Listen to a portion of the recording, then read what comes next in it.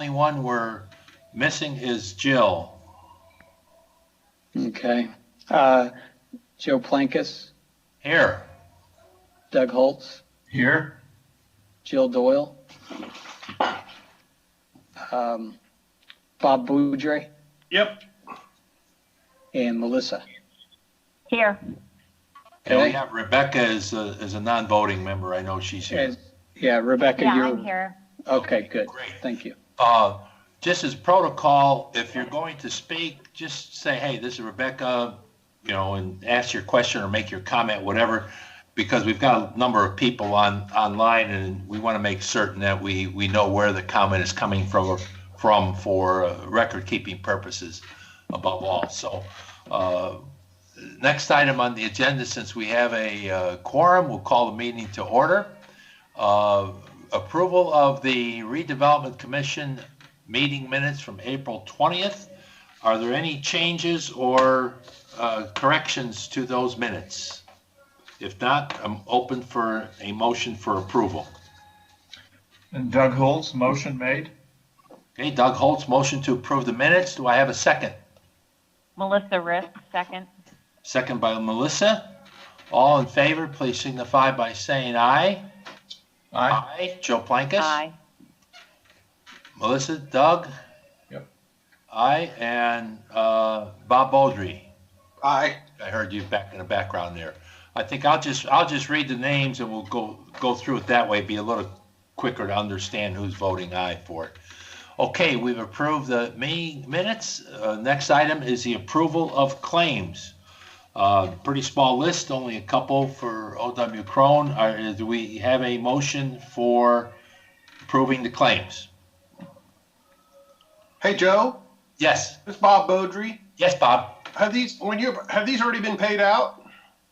I can't read it. The print's pretty small, but I think it should have Yes. it on that sheet, right, John? It should have a check number. Yeah, it says Yes. paid. Yeah. I mean, is that customary? Do we usually approve it after the payment? Yes, because we don't. It could be made anytime during the course of the month. Okay. They know what's, and they work with John very closely. Okay. And Bob, just real quick, Todd Bertrand is the executive director of the RDC, and last year, and maybe even the year before that. I think it was the year before, John. Exactly. What's that? I think it was the year before, John. Yeah, he was. Yeah, I think you're right, Joe. And he was authorized to approve these if the timing of the meeting was off. Okay. Yeah, so there is someone looking at it, Bob, but it's a good question to be certain that it's a legitimate expense that requires payment. Sure. Yeah, this process is also signed off by the clerk who needed it to make sure her books balance. Sure. Right. Okay. Good point, Brian. Thank you for that.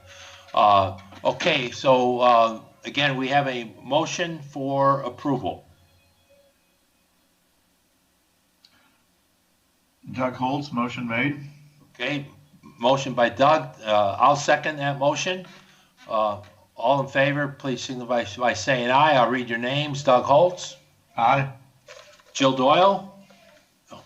Okay, Joe Plankus, yes. Melissa. Aye. And Bob Beaudry. Aye. Okay, motion passes 4-0. Claims are approved. Next item we have is a public hearing on confirmatory resolution 04-2020, amending declaratory resolution 03-2020, which was adopted on April 20th, 2020 for the Grand Junction Economic Development Area. Catherine, are you going to cover this for us? I am.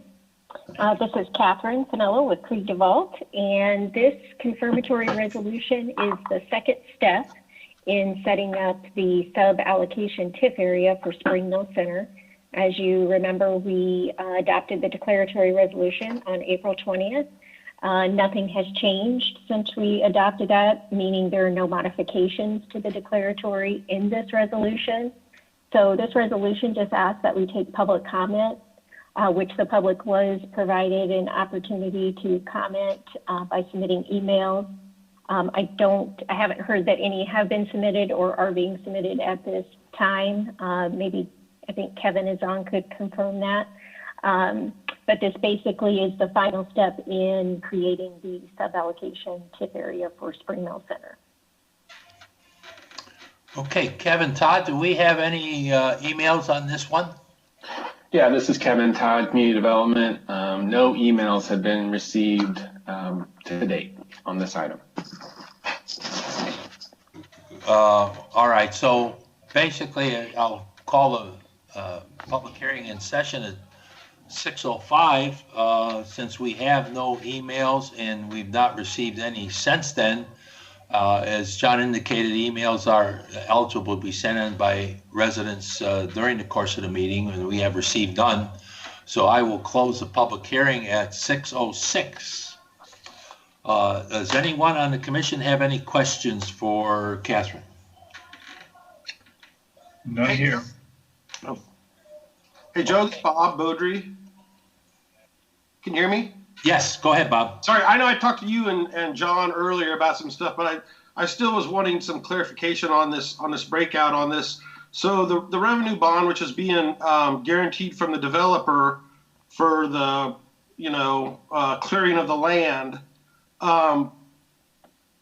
Once that, I mean, I was a little bit hazy on how the TIF was going to work past that. I mean, does after that little portion, does the rest of the monies pass through to the main Grand Junction TIF, or are we creating a whole new separate economic development area that's going to have its own TIF? That's what I was confused on. Cover that. I can cover that. It's Catherine. Basically, what we're doing here is we have Grand Junction Economic Development Area, which has been previously created. We're not changing that anyway, but we are creating a sub-allocation area within Grand Junction for this project solely to allow the developer to prep the land for a mixed-use development, and that is where the TIF will eventually come from to pay the developer, reimburse the developer back for his investment in prepping the land. I don't know if Randy is on and wants to add to that, but so it will be for that period of time during the time the bonds are outstanding to pay back the developer.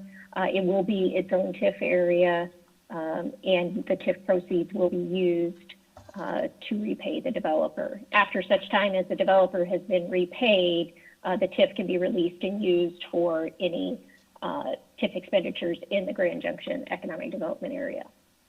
Okay, but it won't. Will it go towards paying down the main Grand Junction TIF after that the sub area is paid off? If that is how the city wishes to use those proceeds, yes, Okay. it can be available for that. Okay, all right. Thank you. Okay, good question, Bob. Okay, if there are no other questions, I'm open for a motion for approval for the confirmatory resolution.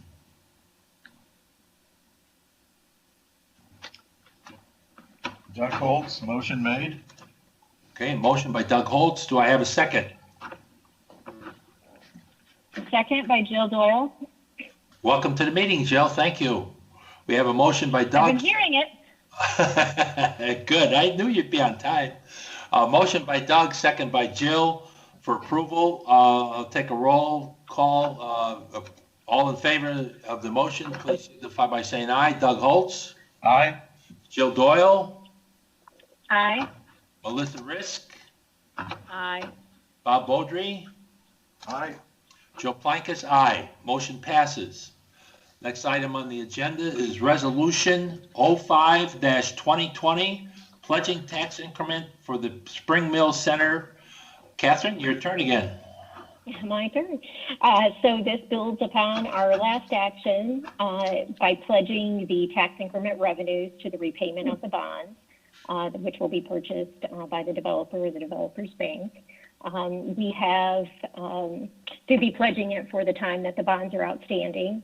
And just to kind of add to the bond discussion, Jim Treat had estimated that these bonds could potentially be paid off, in a much shorter time than the maximum amount that we are seeking for the term of the bond. So potentially these bonds could be paid off in 10, 11 years.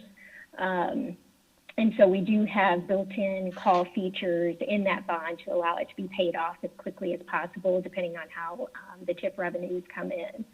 So what you're doing here with this pledge resolution is pledging the TIF towards the repayment of the bonds during the time that those bonds are outstanding. Okay, good explanation, Catherine. Thank you. Thank you. Any questions from commission members? Do we have an option to, I mean, does it have to be 25 years? So that is the maximum life of a TIF. And the best that we can do, and what Jim has estimated, is potentially they can be paid off in 10 to 11 years. But of course, some of that is the timing of the developments, and I'm particularly referencing the mixed-use development, which will be built on the land that's being redeveloped. So that's our maximum period of time. And again, we have built-in call features to allow that bond to be paid off as quickly as possible if the revenue streams come in higher than what we are currently able to estimate. If we make it shorter, it's potentially the developer doesn't get reimbursed because the TIF may not come in as we estimate right now. Of course, these are all based on reasonable estimates, but of course something could be 1 year delayed or 2 year delayed, especially given circumstances that we're experiencing right now. So that is the maximum life of a TIF. So it's basically extending it by 8 years off the original. I'm just thinking of it from a developmental standpoint, because it's, you know, once with that Meyer going and all, like Joe and I talked about, that's going to be a prime piece of real estate that I think is going to be highly desirable. And the estimates came in at someone said 6 and someone said 11. I was kind of hoping that maybe we could shorten that payoff time period on the TIF. I mean, so Mr. President. Oh, go ahead. I'm sorry. You want to add anything here? Mr. Chairman, this is Todd Bertrand. If I may offer some context to the overall discussion, kind of at a macro level, for Mr. Beaudry. So many of the agreements you'll see come before you are going to follow the same track, where we're going to build language into the agreements such that the RDC will have the latitude to make those decisions. So if the economy is such that a developer can rapidly improve or build upon their land and create the increment, we satisfy the obligation of repayment, and yet there is an increment amount above and beyond. That will be a decision between not only the city council but this commission as well, to have the latitude to do what you see fit with those monies. So if it is a shorter period of time and we're able to satisfy that reimbursement note to the developer, then we'll certainly point that out to you, so this commission can make that decision in conjunction with the city council as well. So all these agreements that may come forward are going to follow the same track: one, mitigating any sort of risk to the city up front, but yet creating a balanced partnership, and two, giving the commission and the city council the latitude to do what either body sees fit and necessary for that day and time. Okay. My concern is that, that's going to be a pretty prime piece of real estate, and I think it's going to be highly desirable. I mean, I think that, if we shorten the duration, obviously the whole Grand Junction TIF needs the increment in AV to help pay down the original TIF, which is, I guess we are, 8 years into it already. So that was my thinking on that. Yeah, so, and so noted. So just know that under the construct of this deal, the developer is incentivized to get the increment out of the ground and get their money back sooner. So I think there's a lot of revenue potential on that corner, as you suggest, that whole entire corridor. So I think so long as the national and global economy still hold together, I think you can see an accelerated path to meeting that obligation or exceeding that obligation in the near term, and not take 25 years. Okay. This is Randy. Todd, thank you very much for your explanation. Bob, is there any other questions that you have? I mean, I certainly understand your position. Want to let you know we are highly incentivized by the structure of this kind of deal. We want to be out of any debt service that we can as quickly as possible, and I do feel very positive. That there has the potential for things to be better, but it is it's a speculative concept right now, considering all the different things, and it's kind of the standard term. So we will certainly work our hardest to get it done, because we want to move forward and move on to the, you guys use it how you see fit after repayment of our portion. I think it's going to create great opportunities for you. I mean, it's going to be a really highly desirable area, especially once Meyer gets in there. I just, I get concerned not only as on the commission, but as a resident, because I'd like to see some of the, obviously the areas around the Grand Junction TIF need as much of the capture as they can right now, and obviously the economic conditions aren't going to help that with the things that have been going on. So that's been my concerns. And Bob, let me try to lay that concern, and John Rogers, you can jump in if you need to. All of the TIF areas that we have, the proceeds that are coming in the way of TIF revenue are ahead of projections, with the Grand Junction in Grand Park well ahead of what we really need to meet the requirements of the bonds that have been issued. John, I don't know if you want to add something to that. I know you. I mean, Joe, we're still a little bit ahead of our projections, but this change in the economy could put those in jeopardy. But I want to be clear with Bob, just real quick. I think what you're asking is, with these dollars that are pledged, how does that affect the Grand Junction TIF, which started some 6, 7, 8 years ago? Right. Those dollars we haven't pledged yet, so that clock hasn't started yet. Right. Okay. So we're really not I just want to make sure you were aware of that. That's all. So you are. So that's good. Right. All right. Okay. If there are no further questions, we need to move along. We still got a lot to cover in the next 12 minutes here. Do I have a motion for approval of the pledge resolution 05-2020? This is Doug Holtz. Motion made. Motion by Doug Holtz. Melissa Riss, second. Second by Jill or Melissa? It was Melissa, I think. Melissa. Okay, I'm sorry.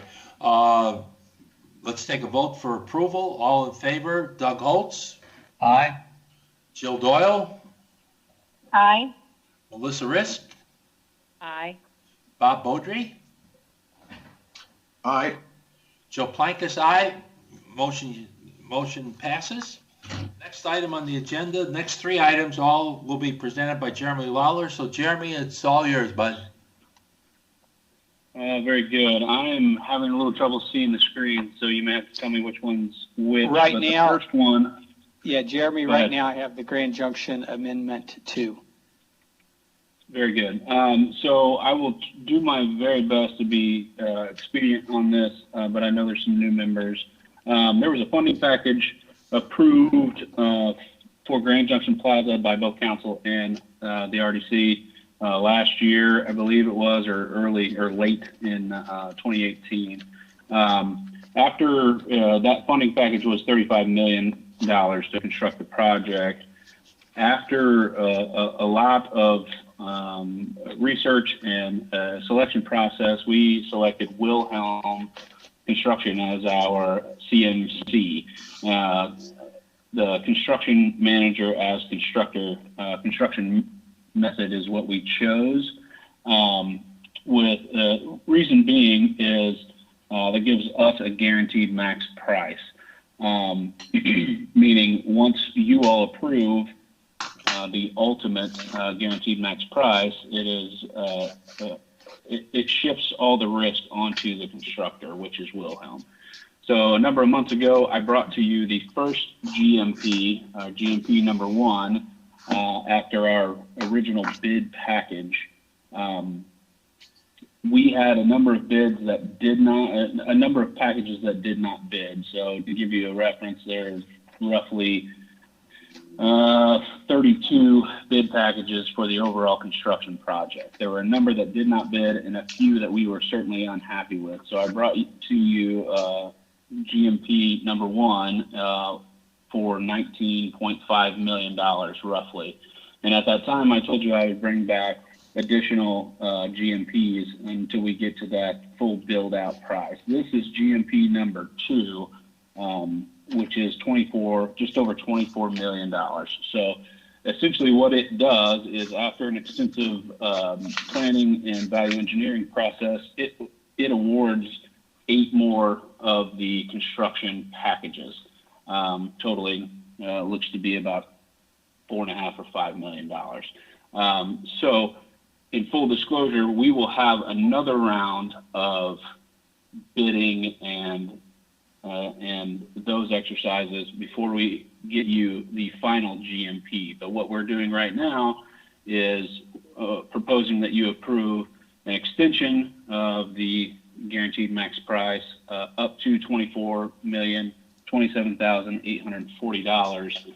And what that does is keeps our project moving as we work through the additional bid packages that still have to be worked out.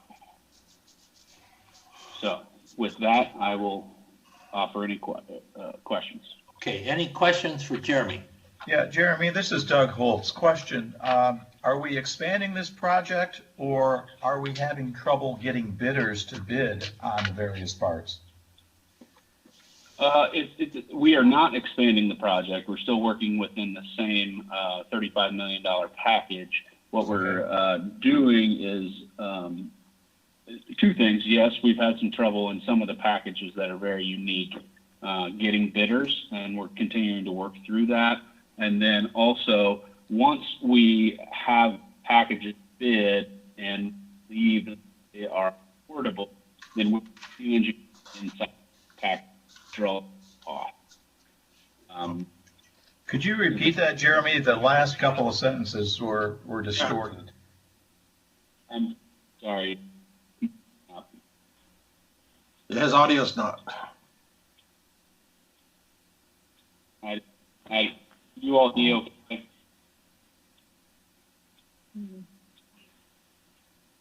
Do we lose him?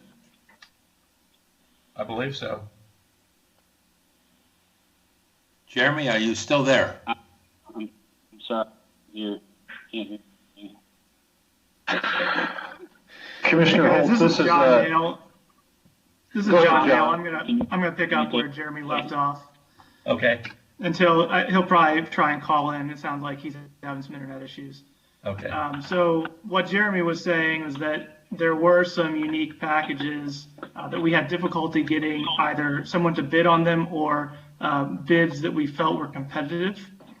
Okay. And so this GMP is the additional $5 million or so from the GMP1, keeps the project moving. It's the next kind of round of packages that need to move forward to keep the project on schedule. And then there will be a final GMP that will be some of those unique packages, finishing out some of the buildings, some of the more unique work that will be in the final GMP once we are able to work with some of those subcontractors to get bids that are, to get folks interested in bidding and bids that we're comfortable with approving. Okay. Thank you, Jonathan. Thanks, John. Yeah, thank you, John. Can you all hear me better now? Yeah. Okay, I'm standing outside, so I can't rely on the screen at all. Okay. So with that, is there any additional questions? Any additional questions? Hey, Jeremy, this is Bob Boudry. Yeah. How's it going? Hey, have you guys thought about, or has there been any efforts to try to save some money? I mean, obviously with what's going on and everybody dealing with this economic interruption with the virus and all, I was just wondering, have you noticed any of the construction companies, sharpening their pencil a little bit more to maybe get us a little bit better deal? So there's two parts to that, and it's a little cumbersome for the time we have, but given the limitations associated with the public bid process, we don't really have the liberty to negotiate after a contract is or after a project is let. I do feel like in this next round of packages, we're going to see some sharper pencils. One of the things that we do after we can get this GMP approved and those contracts awarded is after the contract is awarded, we can dive into renegotiating, not necessarily negotiating, but changing scopes, modifying things to try to draw that cost down. Unfortunately, we're a little bit hamstrung by legislation that does not allow us to negotiate with the contractor because of public bid rules. Yeah, Bob, this is Brian Zager. Jeremy and his group go through a pretty onerous bidding process to get a low bid. And then that's how that works. The management of that project then is his part to do. And the Redevelopment Commission is kind of out of it then. But yeah, if you have questions about the bidding and whatnot, I'd say give either Jeremy or John a call, and they can kind of scare you with the thickness of the kind of bidding processes they have to go through every day.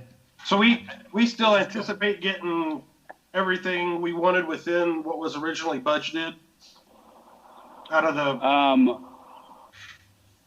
To answer that is we have had to value engineer a number of things. There are a few things that will be pushed into later phases of construction, specifically a couple buildings. And we will put together, once we have everything finalized and we know exactly what it's going to be, we will come back to you all and present what the next, what the final project is going to be. Our focus right now and what it has been for the last really 6 months is maintaining the integrity of the design, making sure we're delivering what was designed within the budget that we have. Okay. Does that make sense? Yep. Okay, we need to move this along, folks. I think that's a good explanation, Jeremy. I think next two items will cover some of the value engineering aspects.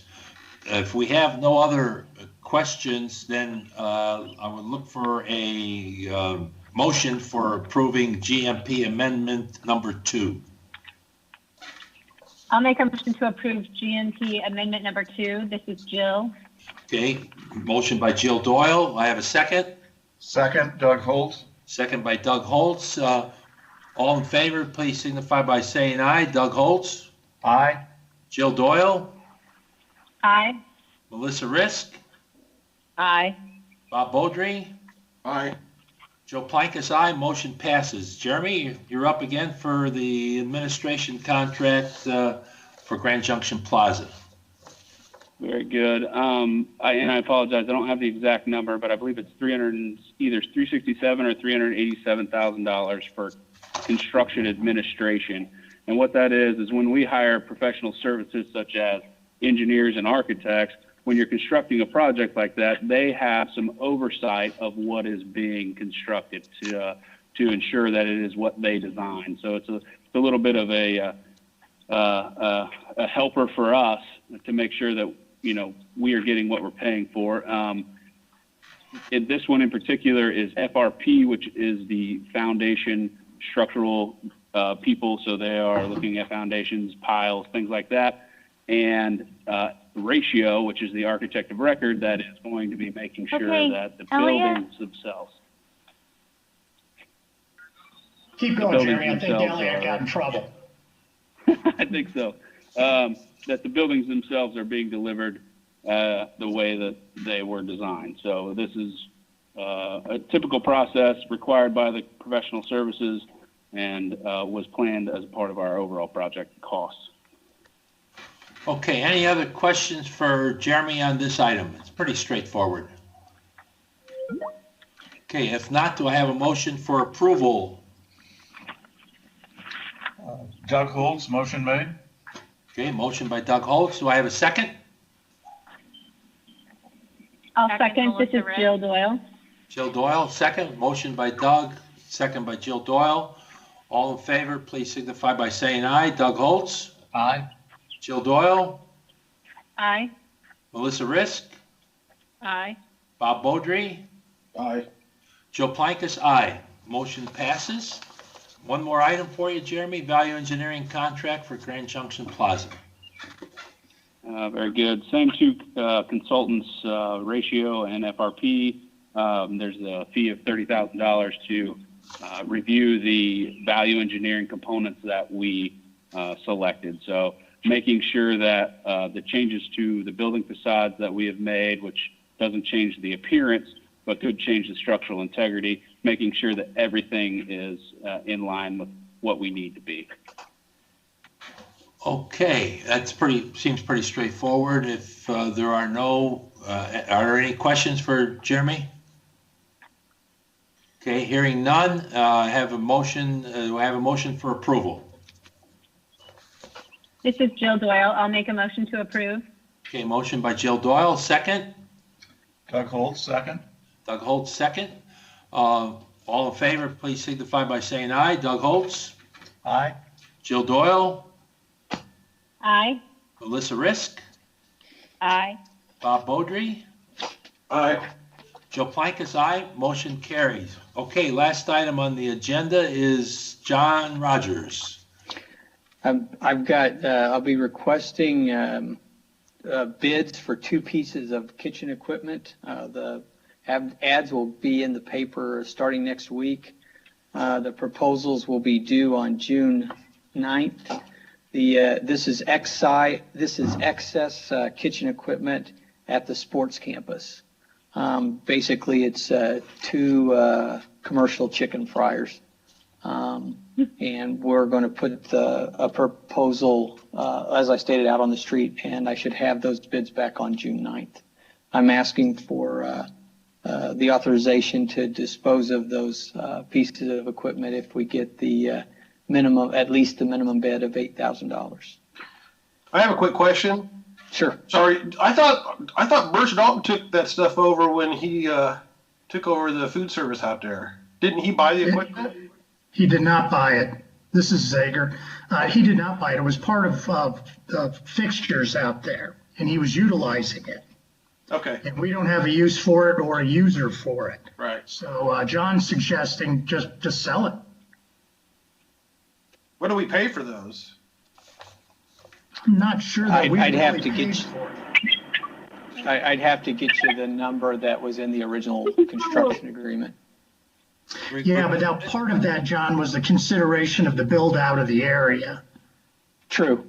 That was when true. we were involved So with Jonathan Birds and all that, which turned south when they ran into financial issues and the like. So, are you guys selling? I mean, are you selling all the kitchen equipment out there, or just these things? Just right now, just these chicken fryers. Okay. But there's a chance you'll end up selling all of it, right? Yeah, I mean, if you don't need it. Hey, John, this is William. I can comment to that quickly if you'd like. Yeah, please do. Yeah, so I don't think, we don't anticipate selling much other equipment than what's been outlined. There are some pieces that are in excess right now because of the original build out of the kitchen and the current way that it's operating.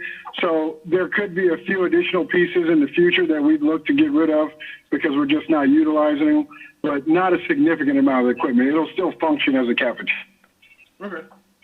okay. Do we have any other questions for John?